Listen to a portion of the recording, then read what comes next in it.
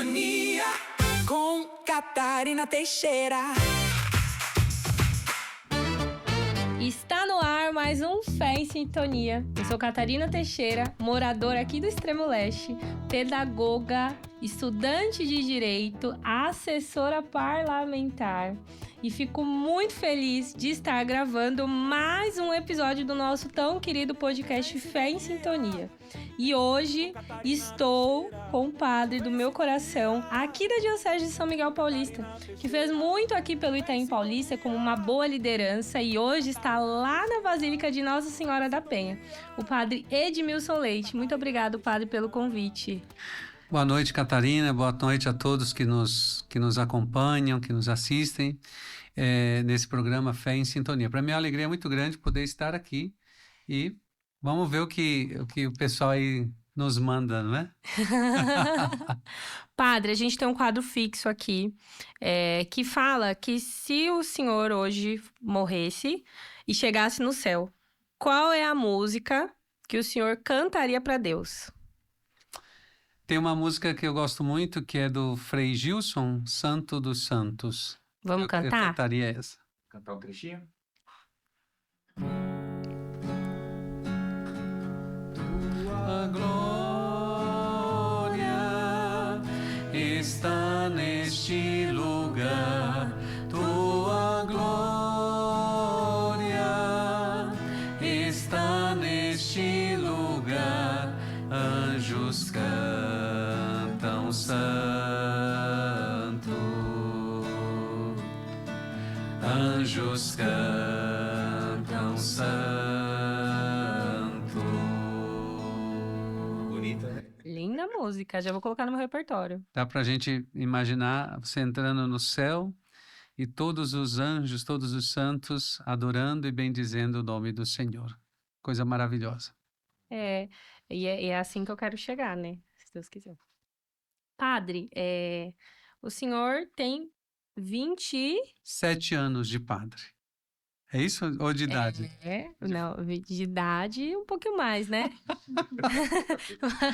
Mas de padre tem 27 anos. 27 anos. E como que foi a trajetória do Edmilson? O senhor é natural aqui de São Paulo? Sim, eu nasci...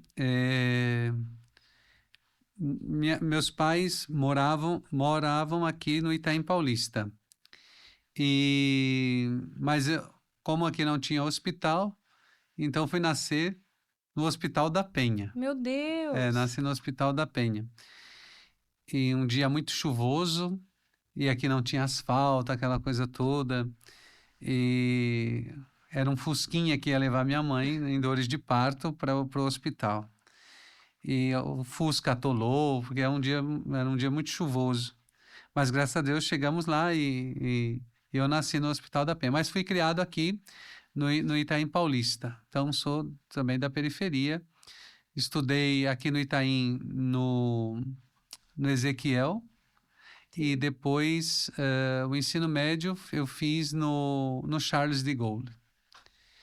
Mas teve um ano da minha vida, em 1984, eu tinha 10 anos. Então, meus pais são nordestinos, meus pais são alagoanos. E meu pai quis ir para Alagoas. E nós fomos morar na cidade de Arapiraca. Nossa! Arapiraca, que era chamada Terra do Fumo. E, inclusive, lá trabalhei até na colheita do fumo, com 10 anos. Só que eu trabalhava um dia e 2 ficava bêbado.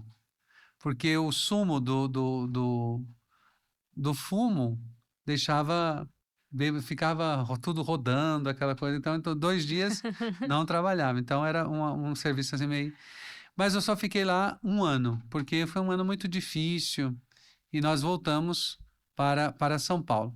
Mas eu digo, por que eu gosto de dizer isso? Porque foi lá que nasceu a minha vocação, nesse sofrimento, nesta dificuldade financeira, com toda essa questão. E eu quis ser padre. Então, eu já dizia, desde os 10 anos, eu queria ser padre. E aí comecei... E olha, eu estava aqui eu pertenço à paróquia São Marcos. Sim. Então, eu pertencia à paróquia São Marcos, fazia catequese na comunidade Jesus Crucificado. E aí, eu ia fazer a primeira Eucaristia em dezembro, só que nós fomos para Alagoas, então não fiz a primeira Eucaristia. Meu Deus. Aí eu entrei lá na catequese, não aceitaram a minha, então tinha que fazer a catequese de novo. Comecei a fazer a catequese, na hora de fazer a primeira comunhão, voltamos para São Paulo. E aí eu tive aqui que entrar de novo na catequese. Então fiz 3 anos Meu Deus. de catequese para receber a primeira Eucaristia. Isso também me fortaleceu.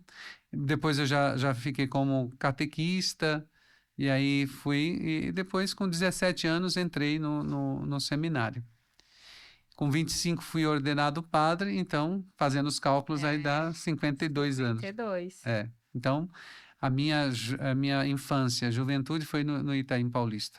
E na Igreja Católica, né? Sempre católica. Minha família sempre O católica. senhor, vieram alguns padres aqui, e um deles me chamou muita atenção, da vocação dele, que é o padre Lucas, lá da Zona Norte.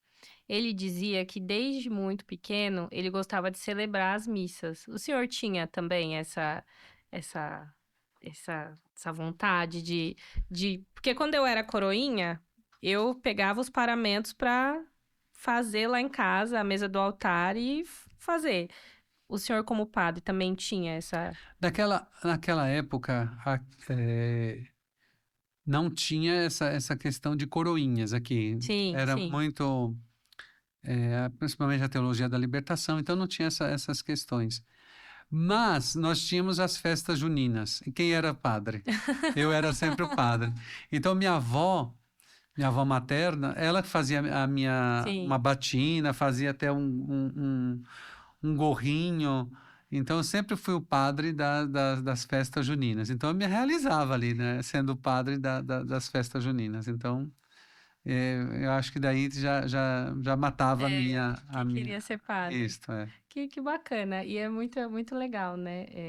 Quando criança, às vezes a gente não percebe, né? Que é um espelho daquilo que a gente quer construir na nossa vida, né? Padre, quando o senhor se ordenou, no dia da sua ordenação, que é muito linda a missa de ordenação de padre, como que o senhor se sentiu nesse dia? Como que foi esse dia? Assim, é uma mistura de emoções, né?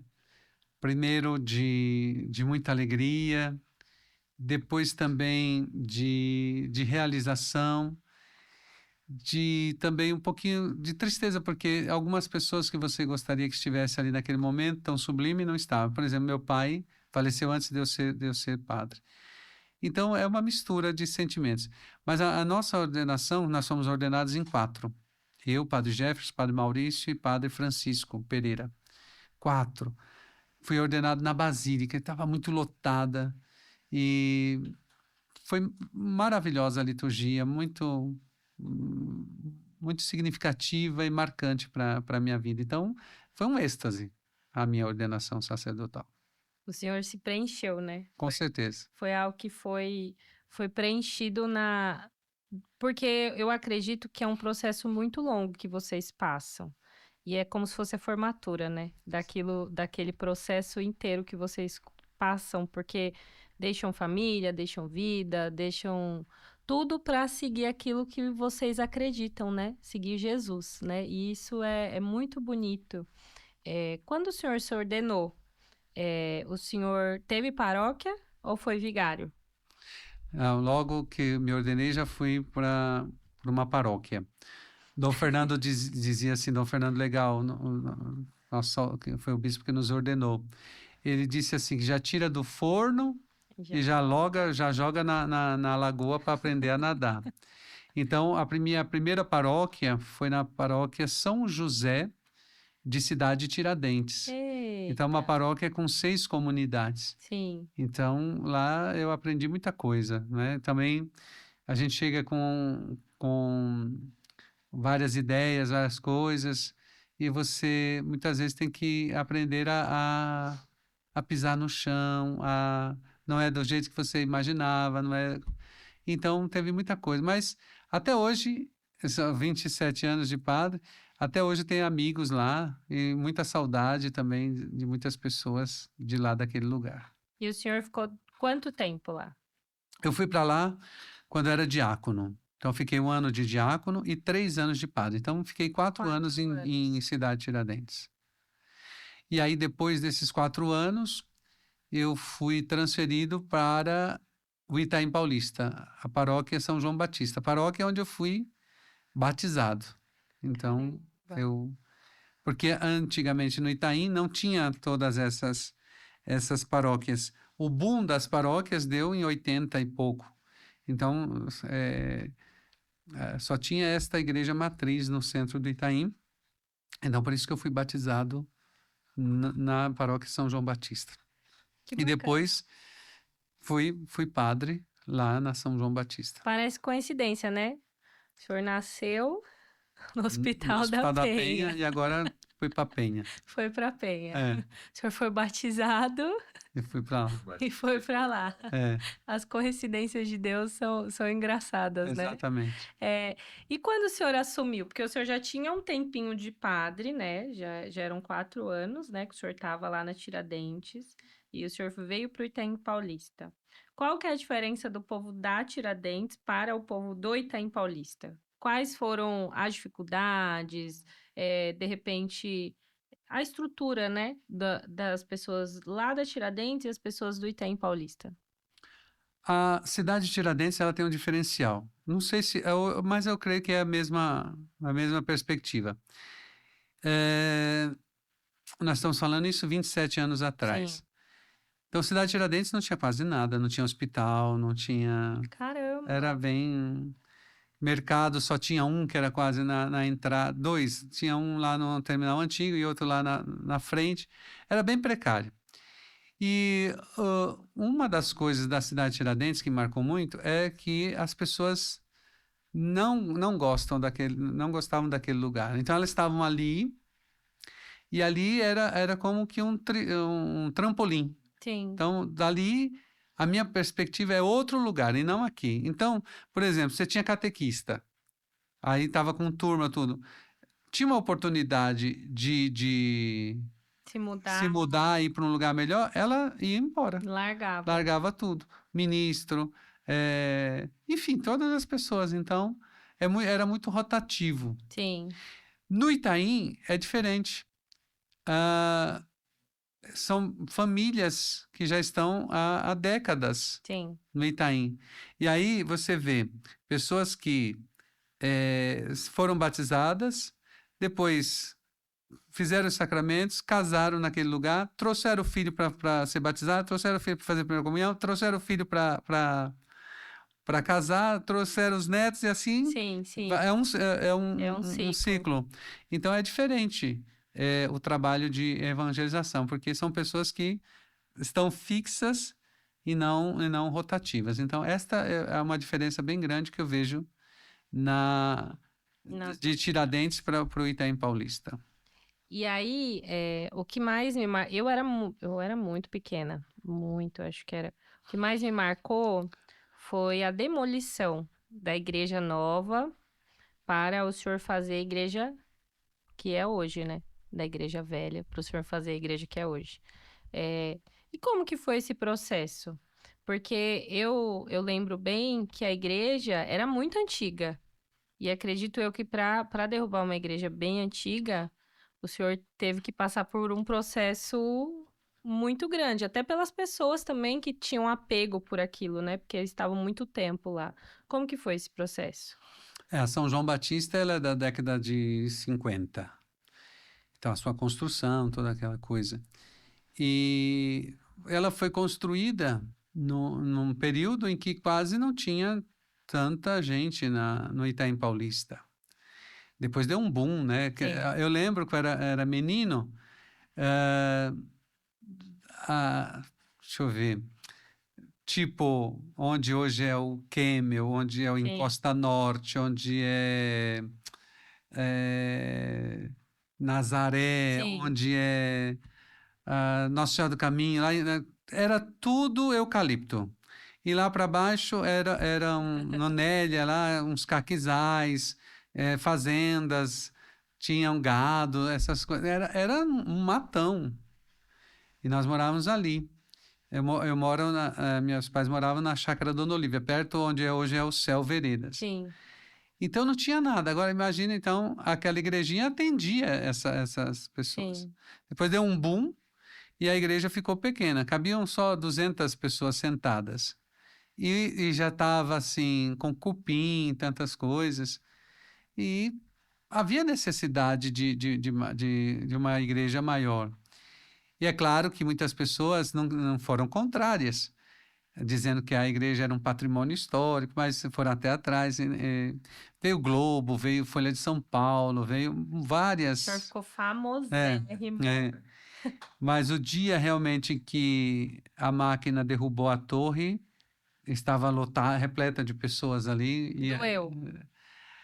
Porque assim, é uma história, mas é uma história que se renovou para acolher melhor todas as pessoas, Sim, né? sim, E sim. teve gente que falou assim, eu duvido esse padre reconstruir uma igreja aqui. Se ele construir uma igreja, eu ando de 4 aqui na porta da igreja. E Foi foi um tudo. tempo recorde, 2 anos e 4 meses, a igreja prontinha. E eu não tinha dinheiro. As pessoas ajudaram muito, muito. Tinha uma sede de querer a igreja grande. E foi muito sacrifício, muitas noites sem dormir, muita coisa, mas a conquista Sim. foi realizada. E ficou muito bonita, padre. E até hoje é uma referência, né, à história. O senhor fez história na São João Batista, né? Qualquer lugar que a gente for no Google ou no Wikipedia tem a história de São João Batista, tem a história da igreja que foi demolida no Itaim Paulista. Claro, E é o que o senhor falou mesmo. Meus avós disseram que quando eles compraram aqui era isso mesmo. Então era muito longe uma coisa da outra. Hoje, o Itaim Paulista é um bairro que cresceu muito. Tanto que a gente vê em todos os lugares muito trânsito, né? Antes não tinha isso. Hoje, em qualquer espaço, tem trânsito.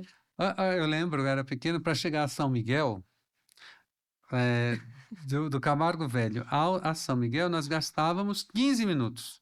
15 minutos. Hoje, É. dá uns 40 Dá minutos 40. por aí. Se for em horário de pico, então, É. pior.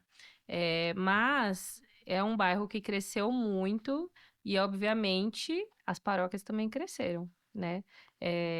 Hoje são 6, São 7 paróquias. 7 paróquias. E a São João foi a primeira.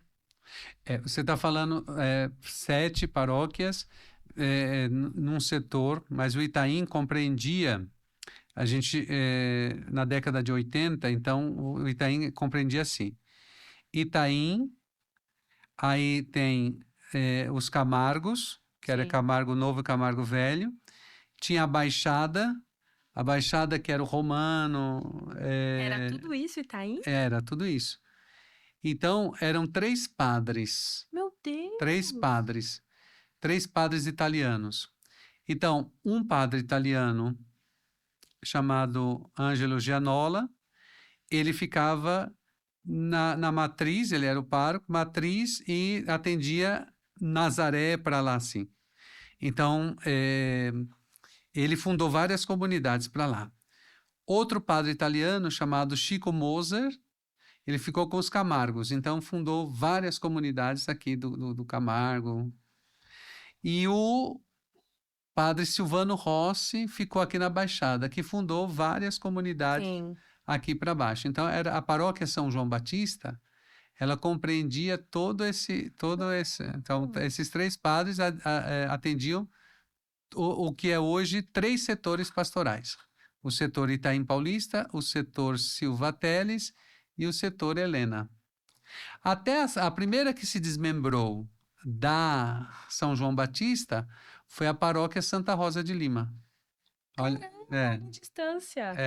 se desmembrou da São João E aí Batista. depois as outras. Aí Então depois, não tinha diocese nesse tempo, não tinha catedral. a catedral era a igreja matriz, que era a matriz de São Sim. Miguel. Então, nós pertencíamos à Arquidiocese de São Paulo e era a região episcopal São Miguel. Caramba. Aí em 80, Diocese ainda. não era diocese. Então em 89 que criou a Diocese de São Miguel. Aí o primeiro bispo foi Dom Fernando Legal. Caramba, que aí já depois de muito tempo, né? Isso. Nossa. Antes era Dom Angélico, que era o bispo auxiliar de São Sim. Paulo, que comandava aqui a região São Miguel. E eles entenderam que havia uma necessidade, porque as paróquias começaram a crescer e virou diocese. Depois que acho que Dom Fernando chegou aqui na região episcopal, que é então, criada a diocese, deveria ter mais ou menos aí umas 40 paróquias. Já era muito. E aí ele chegou a mais de 100 paróquias, Dom Fernando. Caramba, Então ele criou muitas Muitas. paróquias, muitas. que bacana. Padre, além de tudo, né? Como vocês viram, o padre sabe muito da história, né? Isso é muito importante. Mas, de todas as faculdades que o senhor fez, né? Teologia, fez filosofia também, né? Sim. O senhor também fez a psicologia, né? E qual foi o momento do Edmilson de pensar e falar assim, olha, eu quero ser psicólogo? Qual foi esse momento? Na verdade, quando eu fiz filosofia, nós tínhamos uma matéria de psicologia. Eu odiava a psicologia. Mas depois, fazendo as missas por cura e libertação, eu fui vendo que nem tudo era o demônio ou uma possessão, essas coisas assim. Então eu fui me aprofundar para saber o que aquela pessoa estava passando. Então, muitos falam, está com problema disso, é um espírito ruim, é um espírito daquilo, tarará. E aí eu fui descobrindo que muitas pessoas tinham esquizofrenia, outras estavam depressivas, outras estavam com algum transtorno, e assim me Não tinha ajudou. nada com isso. Nada, me ajudou bastante. Não vou dizer que não tinha também coisas ruins, mas a maioria das pessoas são problemas psicológicos. Então, me ajudou bastante a psicologia a entender muitos casos, a entender várias pessoas. Então, eu me apliquei bastante na questão psicológica. E nesses 5 anos a faculdade também, né? 5 anos. O senhor viu alguns casos que o senhor falou assim, caramba, eu achava que era uma coisa que é outra, não é totalmente diferente daquilo que eu achava que essa pessoa tem. Sabe aqueles casos que impactam, assim, até na sua vida de padre, né? Como o senhor diz, às vezes tem gente que chega na igreja lá para fazer a parte da oração e acaba caindo e falando que tá com o demônio e não tá. Tem alguns casos que o senhor falou assim, isso daqui, essa pessoa é, sei lá, esquizofrênica. Eu lembro de uma menininha, ela deveria ter uns 10 anos por aí, ou menos. E os pais falando que ela tinha alguma possessão. Meu E Deus. não era. Era esquizofrenia. Então, porque a esquizofrenia ela aparece em 3 momentos. Na infância, mas aí como a criança tem as rebeldias, tem aquelas coisas todas, ou até um Sim. fechamento, eu não sei. Então, aí passa. E aquilo passa também. Então, a pessoa leva. Ela volta depois na adolescência. Então, aí é um outro período também difícil, porque às vezes confunde com rebeldia, com tudo que um adolescente passa. Só que aí ela volta uma terceira vez, que é na idade adulta, a esquizofrenia. Aí não tem mais como disfarçar. Aí se percebe que a pessoa é Esquizofrênica. esquizofrênica e precisa de medicação, precisa de uma psicoterapia, e não é algo demoníaco. Porque nós temos incutido na nossa mente, né? Na sociedade, é algo próprio da sociedade. É melhor eu ter alguém com um problema espiritual Do que ter algum do que ter um problema psiquiátrico. Por quê? Porque o psicológico, o psíquico, vai ter que... As pessoas não aceitavam Sim, ter um doido, sim. um fora da casinha. Só que, por quê? Porque antes tinha os manicômios. É Então, verdade. essas pessoas eram levadas para os manicômios e lá, então, elas sofriam coisas terríveis, eram torturadas. Fazia um teste, Isso, né? é. E depois teve todo o movimento antimanicomial, então acabou-se os manicômios, então as pessoas têm que estar na convivência da Sim, sociedade. não tem o que fazer. Só que aí entra uma outra coisa, que é também uma indústria, a indústria farmacêutica. E muitas coisas não é só o remédio, Sim, precisa também uma terapia, de mudar também o seu comportamento, então todas essas coisas. Então, por isso que as pessoas preferem que seja algo o espiritual. espiritual do que Então, por o... isso que leva na igreja católica. Aí o padre diz, não, não é isso. Aí depois leva na igreja evangélica. Aí depois leva sei lá, no candomblé ou na Umbanda, e assim, para tirar aquele E espírito. nunca tira, né? Não Porque vai na tirar porque verdade não tem. ela tem um problema psíquico. O padre, e por exemplo, a esquizofrenia? Agora é pergunta curiosa. Se você trata quando a criança é pequena com medicamento, é mais fácil dela não evoluir a doença? É tudo, se você faz o tratamento, é igual, por exemplo, qualquer doença. Seja, por exemplo, o meu pai, ele tinha hipertensão, Sim, aquela coisa toda. Então, meu pai morreu com 62 anos. Então, se nós, então, filhos dele, começamos a fazer um tratamento antes, sim. então o que que vai acontecer? Vai prolongar mais a nossa vida. E é a mesma Então, coisa. nós podemos viver mais que 62 anos, ou Sim, até muito mais. Então, a mesma coisa é um tratamento psíquico. Então, a pessoa tem que fazer o tratamento para que. E outra, se você não faz um tratamento psicológico, psicoterapêutico, sim. aí, ó, é esquizofrênico. Aí ele desenvolve um toque. Ai, meu Deus. Aí ele desenvolve um transtorno, um transtorno de ansiedade. Aí Só ele vai piorando.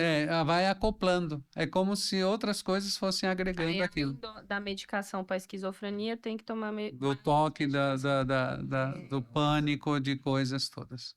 Meu E se você Deus. vai no psiquiatra, é claro, você já chega lá e fala, então toma esse. Aí não deu certo, toma outro mais forte, e até chegar na dosagem máxima.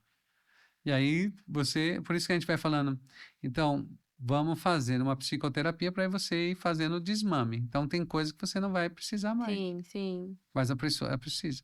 Agora, tem remédio que falta a propriedade no seu organismo. Então, se você tem hipertensão, alguma coisa está fora. Se Sim. você tem diabetes, é o pâncreas que deixou de. Então, tem o lítio, tem todas as coisas que o organismo deixou De de produzir. produzir, você precisa repor. E a vida Caramba. inteira você vai tomar aquilo. Caramba, que interessante, né? Aí o senhor viu a necessidade de fazer psicologia quando o senhor implantou a missa por libertação na São João Batista, foi isso? Praticamente surgiu daí essa vontade O Thiago, não é. A gente não tá com script, mas eu ia fazer a mesma É? pergunta. Ia fazer a mesma pergunta. E foi em que ano assim, que o senhor implantou essa missa por cura? Porque ela é referência aqui, né? O Sempre senhor foi que referência. começou com esse movimento aqui no Itaim, né? São duas perguntas. E eu lembro Você que- foi o primeiro aqui no Itaim e que ano que foi? Na verdade, quem já celebrava as missas por cura e libertação era o Padre Pereira.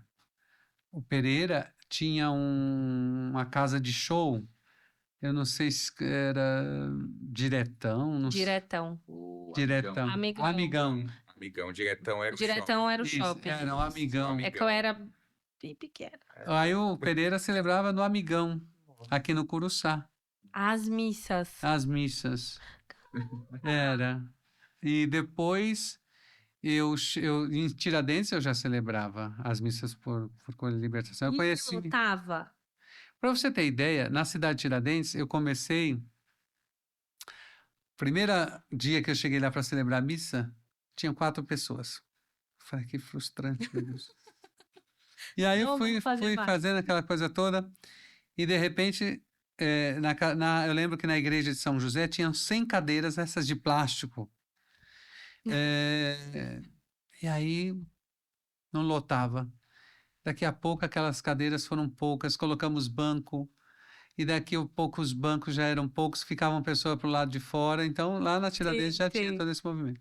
Depois eu vim para São João, então nós estamos falando em 2002 que eu vim para São João.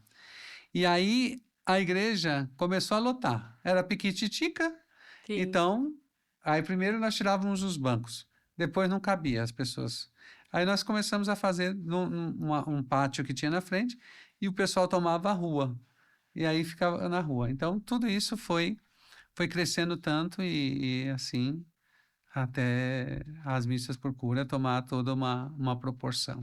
Ah, mas assim, eu não sei a do Padre Pereira, porque não, acho que eu era bem pequena. Mas as da São João Batista, tinha gente vindo de todos os lugares para ir nas missas. Era É, incrível. tinha gente de Mogi, de Suzano, de Ferraz, Poá, Guarulhos, Mauá, tinha muita gente. E terminava à tarde, o povo não tinha problema, né, padre? Terminava 10, 10 e meia, e o povo não tinha problema para voltar para casa. Eu sempre me preocupei assim com o horário. Então, essa questão de terminar 10 horas, para mim era religioso, terminar às 10 horas. Então, porque eu sabia que no outro dia as pessoas iam Sim, trabalhar, tinha dificuldade. Então, eu sempre fiz questão. Eu não gosto de passar uma missa além das 10 horas. Eu acho sim. que o respeito também com as pessoas. E assim, não faltava nada, era completa. Não tinha, faltou tal. Não, teve tudo. Teve tudo. Eu lembro que já tinha na minha paróquia nunca teve, nunca foi, né? Hoje que é um pouco mais, né, da renovação e tudo mais, mas o pessoal saía de lá da minha paróquia para ir até a São João Batista, porque era referência de verdade. E aí depois eu lembro que o Padre Alexandre também adotou na Jesus de Nazaré, que também lotava, né? Só Sim. que acho que lá era de quinta.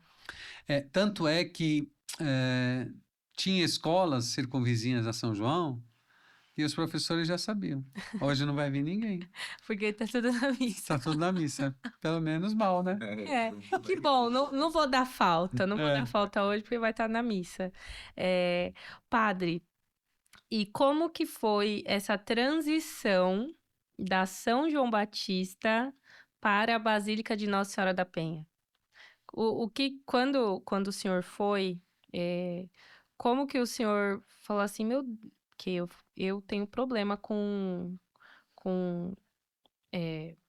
coisas novas, né? Novidades. Acho que para todo mundo que está muito acostumado a alguma coisa, quando surge uma novidade, fica meio, e agora, o que que vai ser? Como que foi para o senhor essa transição? Bom, eu já ia assim, eu tinha recebido uma proposta, e o bispo até falou assim, eu quero a sua obediência, que eu ia ser transferido. E eu ia ser transferido para a catedral, ia ser o pároco da catedral. Mas aí o padre Geraldo ficou doente, aquela coisa toda, e aí o padre Rodrigo assumiu. E depois veio a proposta de ir para Penha. E assim, toda mudança, ela tem ela requer de nós Sim, sim, uma luta também sim. interior, né? E eu fui para Penha, e a Penha é diferente, é diferenciada. Porque ainda não consegui deslanchar, por exemplo, as missas por cura e libertação lá. É. É um povo mais tradicional, é uma coisa que a gente tem que ir um pouquinho mais devagar. Mas eu estou lá há 2 anos. Agora que eu vou vendo que a gente vai colocando as coisas no eixo, mas também eu aprendi a não chegar dando voadora, a não chegar impondo as coisas, aprendendo um pouquinho de tudo e assim a gente vai se acostumando. No início, eu dizia, meu Deus, o que que eu vim fazer aqui, né? Foi difícil. Mas hoje eu vejo que não adianta a gente ficar olhando para trás. É. A gente precisa trabalhar. E a Penha e a Basílica precisa de muito esforço, muita evangelização. Teve o Não que EBA não, agora, né? Quantos jovens teve no EBA? tinham 40 inscritos, mas 37 fizeram. Aí, É o mas primeiro EBA. já é uma novidade para Penha, né? Que Sim. é muito Ano tradicional. passado nós tivemos o Totus Tuos, que é um encontro de jovens. Sim, Também foi muito bom. Então tá dando uma vivacidade, sim, tá sim. tendo todo um processo. Então isso é importante. Eu acho que a gente vai conquistando as coisas aos pouquinhos. Eu só acho que as pessoas não entendem a importância da Basílica da Penha para São Paulo, porque às vezes eu vejo muito assim, não sei se é pela distância, mas o pessoal passa, vê ela ali tão bonita, mas não sabe que Nossa Senhora da Penha é a padroeira de São Paulo. Ela realmente a Basílica ela tem uma importância para a cidade de São Paulo grande, tem uma história. E às vezes se perde. Eu vi que viralizou um rapaz no Instagram que filmou o ossário. E eu fui ler os comentários, comentei com a Catarina e falei assim, meu, as pessoas não sabiam que tinha um ossário lá, tô surpreendido com isso. É, falta um pouquinho, faltava, não sei como que tá essa da história da Basílica da Penha para as pessoas entenderem a importância. Eu tenho puxado muito a imprensa, né? A Globo veio a Antena Paulista, outras reportagens. Agora saiu também uma outra reportagem, Paulistar, Sim, saiu Paulistar. também. Então a gente tem trazido eh, a imprensa aí para fazer um pouquinho de divulgação Sim, da Penha. E também para as pessoas parece que muitos não querem que tenha esse movimento, que sim, tenha sim. esta visibilidade, sabe, que quer afundar essa questão. Só que ela é imponente, né? Eu mandei fazer o brasão da Basílica, e aí um dos títulos que está na Basílica, assim, é Casa de Ouro. E você vê que de longe parece um ouro Sim, que reluz, né? sim, sim, sim. A Basílica é a Casa de Ouro, que é um dos títulos de Nossa Senhora na ladainha, Casa de Ouro. Foi o dia que a gente foi cantar lá que acabou a luz? Foi. Que os vitrais por dentro começaram a refletir Ficou a coisa e ficou a coisa mais linda, assim. A noite é belíssimo. E ela hoje é referência. Onde eu vou, se tem a Basílica, eu sei onde que eu tô. Então, eu acredito que precisa ser muito mais vista, né? Porque eu não sei antigamente, eu também não sei se era a falta de repente a gente prestar mais atenção, mas depois desses 2 anos que o senhor tá lá, parece que deu uma acendida na Ó, Basílica. veio o ônibus de São José dos Campos participar da missa. Veio um grupo de norte-americanos que vieram, visitou a Catedral da Sé, a Basílica da Penha Penha. e a Aparecida. Caramba! Ah, tem romarias vindo a pé, veio de Mauá, vieram a pé. Caramba! Domingo agora tinha um grupo de deficientes Visuais, físicos. físicos. Então participaram da Missa. missa, vieram ver Que a legal! casa da mãe. Então, aos pouquinhos a gente vai. E agora eu estou fazendo missa diária na Basílica. São 3 missas, 7h30, meio-dia e 15 horas. Gente, tem gente que vem do trabalho É, na hora do almoço. sim, sim. Assim, eu sei que tem pessoas que têm uma preocupação, mas para fazer uma missa tem que ter 200 pessoas. Não, Não é tem aquele mesmo. homem, aquela senhora, aquela pessoa que está do crachá e ela tem a oportunidade de ser evangelizada, Sim. de comungar. Para mim, isso já é fantástico.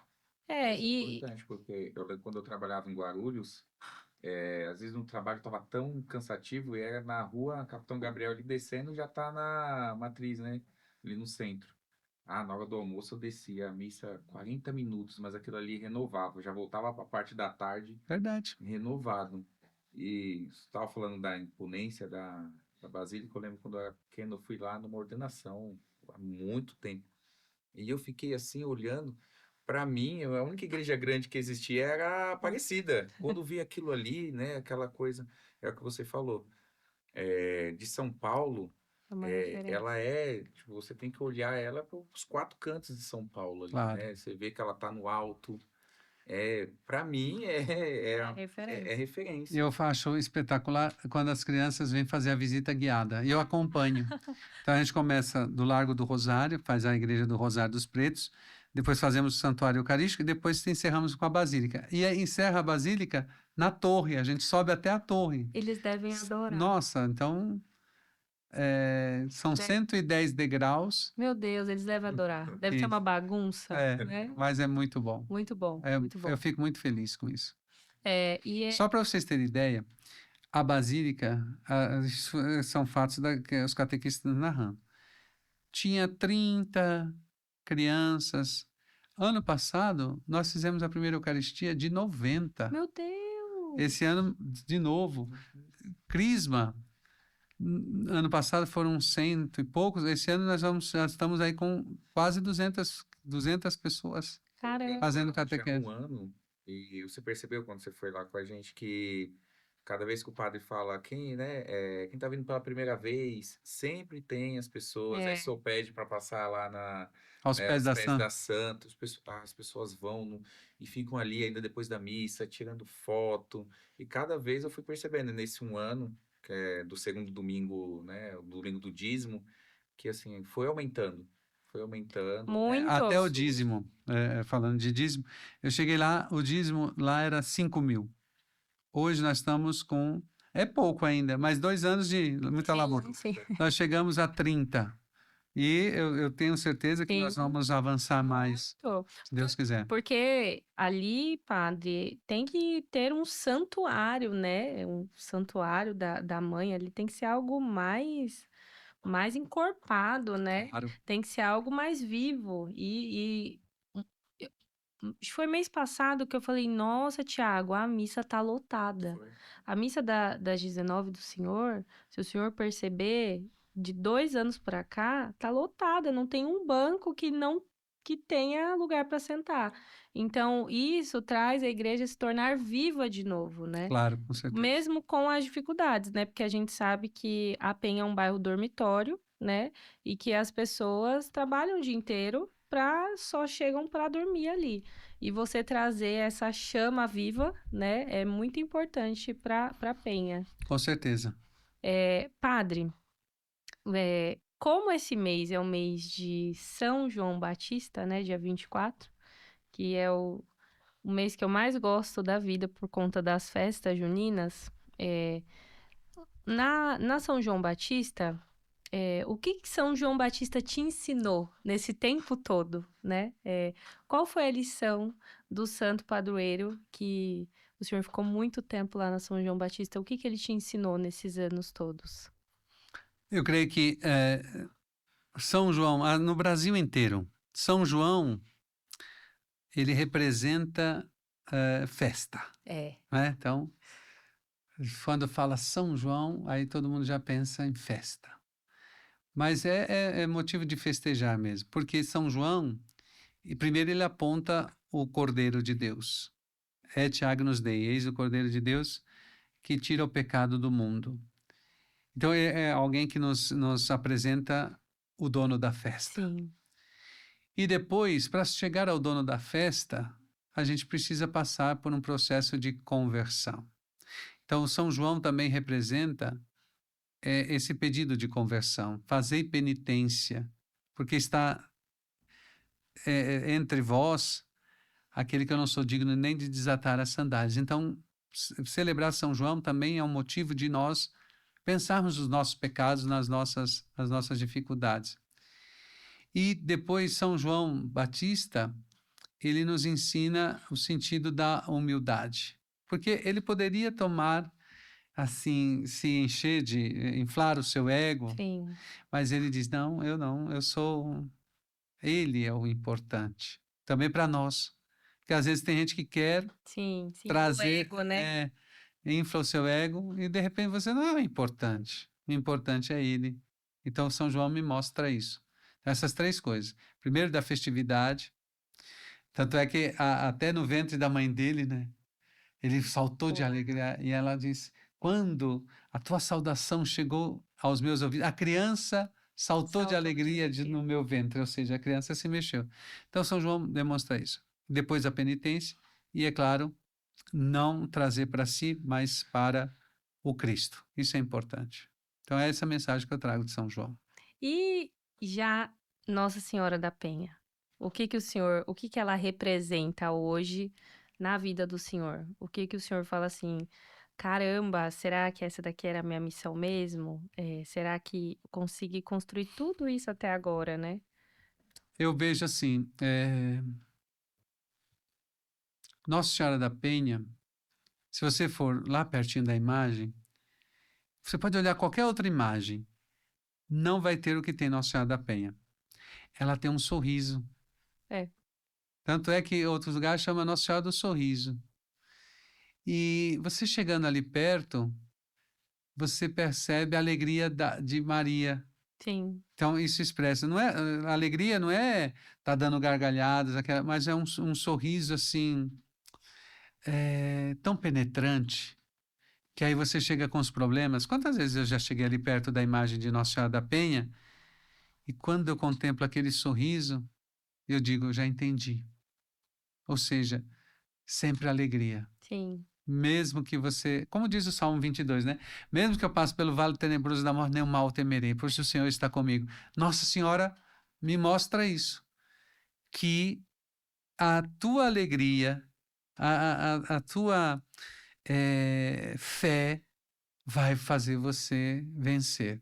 Então, eu tiro isso de Nossa Senhora da Penha. É muito significativo. Eu nunca tinha pensado nessa da Nossa Senhora da Penha, não, padre. Olha, muito bom, muito Quando você bonito. for lá, você É, suba lá e... muito bonito, muito bonito. É. E além de Nossa Senhora da Penha e São João Batista, qual que é o santo da devoção do padre Edmilson? Que o senhor fala assim, esse daqui é o meu santo de devoção. Na verdade, é difícil a gente apontar assim alguns santos, né? Mas eu sempre tenho uma devoção muito grande por Santo Antônio. Eu já recebi uma cura muito grande. São José, então, nem se fala. Mas, assim, dois santinhos que eu faço questão de divulgá-los é Padre Pio Sim. e Santa Filomena. Esses dois eu tenho uma Por que o predileção. Padre Pio? O Padre Pio, ele virou meu amigo. Até nos dá esta liberdade de chamá-lo de Piúcho, né? Meu Piúcho. Porque, assim, em certas coisas, principalmente na questão de saúde, sempre recorrendo a Padre Pio, ele sempre Ajudando. ajudou. E Santa Filomena diz que não é a gente que escolhe ela que nos escolhe para fazer a Uma sua... santa bem difícil das pessoas falarem, né? Então eu fui num lugar, comprei uns artigos religiosos, aí a moça falou assim, olha, tem atrás do produto tem um número, então o senhor... Aí eu tinha um número, era número tal. Aí o brinde que ela ia me dar era um livro de Santa Filomena. Então tinha o livro, o cordão e o azeitezinho de Santa Filomena. Depois eu fui celebrar uma missa por cura em São Caetano. Aí o padre falou assim, tem uma coisa para lhe dar. Aí me deu de novo o livro de Santa Filomena. Ô, mulher, 2 livros. E depois, numa terceira Mas o senhor vez... tinha lido o livro? Ainda não. Aí na terceira vez, uma pessoa também me deu todas as coisas de Santa Filomena. Eu falei, vou ler. É. Vou ler, e aí comecei a ler, fiquei encantado, aí fiz a novena de Santa Filomena, benzi os azeites, benzi os cordões, as pessoas começaram e receberam milagres, muitas coisas. Esses dias um padre de Sorocaba, que lá tem um santuário de Santa Filomena, não sei de onde ele falou, olha, eu queria que o senhor viesse celebrar aqui no Santuário de Santa Filomena. Ainda não fui, mas eu tô para ir lá também. Outro dia eu estava numa igreja e aí parei assim, do nada. Aí quando eu olho para trás, qual era a santa que estava? Santa Santa Filomena. Filomena. Então ela me escolheu. Então, Ela aponta. isso. Esse É. aqui é meu escolhido. Então, esses 2 santinhos aí. Fora, Caramba, padre. Mas todos que o senhor falou, né? isso. O Marcelo fala que às vezes eu sou Padre Pio, que eu quero estar em 2 lugares no mesmo tempo. É. E Padre Pio tem essa história também, né? Além de ser um santo muito, muito É. forte, né? Ele tinha o dom da bilocação. Que é Então, raro. é. O Marcelo fala, quer ser igual o Padre Pio, Catarina? Quer estar 2 lugares ao mesmo tempo? Não dá, né? Não dá, As não dá. novenas que se celebrava aqui na São João Batista também enchiam, Eram né? fortes, Eram muito fortes. A Padre Pio. Cheguei a tocar lá, foi muito De forte. Padre Pio eu nunca fui, não. Já fez novena de Padre Pio? Sim. Fazia aqui. E no dia de Padre Pio, o demônio, ele se irritava e ele vinha lá para provocar. É? Só que ele saía de lá, Era som que Na dava, sola. som que dava errado, era, né? Tudo que ia começando a dar tudo no errado. dia de Padre Pio. Tudo no dia de Padre Pio. Ele é incrível, né? Exatamente. Para fazer isso. E é isso, padre. Eu agradeço, né? A gente está encerrando o nosso Fé em Sintonia. Hoje eu tive o padre Edmilson Leite, nosso padre querido da Diocese de São Miguel Paulista, que passou por muitas paróquias, tem muito tempo de padre, e também era muito amigo do meu pai, né? Que eu fico muito feliz em recebê-lo aqui. Muito, muito obrigada pelo sim. Que Deus possa continuar abençoando a sua caminhada, que eu tenho certeza que vai ser muito longa ainda. Muito obrigada. Deus abençoe a sua vocação. Amém. Muito obrigado pelo convite. Para mim foi uma alegria muito grande. Espero que estas histórias possam assim ajudar muitas pessoas a se descobrirem, a não ter medo e avançar, não é? Para aquilo que Deus quer para cada um. Que Deus abençoe vocês. Padre, antes de terminar, a gente sempre dá uma bênção. O senhor pode dar uma bênção para quem está assistindo? Por intercessão de Nossa Senhora da Penha, que desça sobre você, sobre todas as vossas necessidades temporais e espirituais, a bênção do Deus Todo-Poderoso. Pai, Filho e Espírito Santo. Amém. Amém. Fique com Deus. Obrigada a ti. Estamos encerrando, gente. Muito obrigado pela participação. E vamos juntos até o próximo podcast Fé em Sintonia. Fé em Sintonia com Catarina Teixeira.